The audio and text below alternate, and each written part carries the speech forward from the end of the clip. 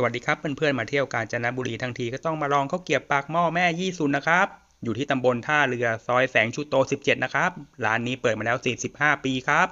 มีไส้ให้เลือกด้วยกัน5ไส้นะครับตัวละ2บาทครับเขาเสิร์ฟทีก็เสิร์ฟมาเป็นเซตๆอย่างเงี้ยนะครับคิดอะไรไม่ออกอย่างผมบอกเลยครับรวมทุกไส้เลยจ้าระหว่างที่รอผมก็กลืนน้ำลายไปหลายเอือกเลยละครับส่วนน้ำจิ้มเขาก็มีให้เลือกหลากหลายนะครับมีทั้งหวานเปรี้ยวเผ็ดครับเพื่อนๆก็เลือกได้ตามใจชอบเลยนะครับผักสดร้านนี้ก็จัดเต็มมาให้เพื่อนๆกินแก้เลี่ยนกันนะครับส่วนตัวแป้งข้าวเกรี๊ยบหนานุ่มละมุนลิ้นดีครับส่วนไส้ที่เขาสอดไส้ให้มานั้นก็กลมกล่อมเข้ากันดีมากๆเลยครับอีกหนึ่งเมนูที่ผมสั่งก็คือน้ำแดงโซดาครับสามารถเพิ่มใส่ท็อปปิ้งได้ครับเหมาะกับอากาศร้อนๆแบบนี้มากเลยจ้า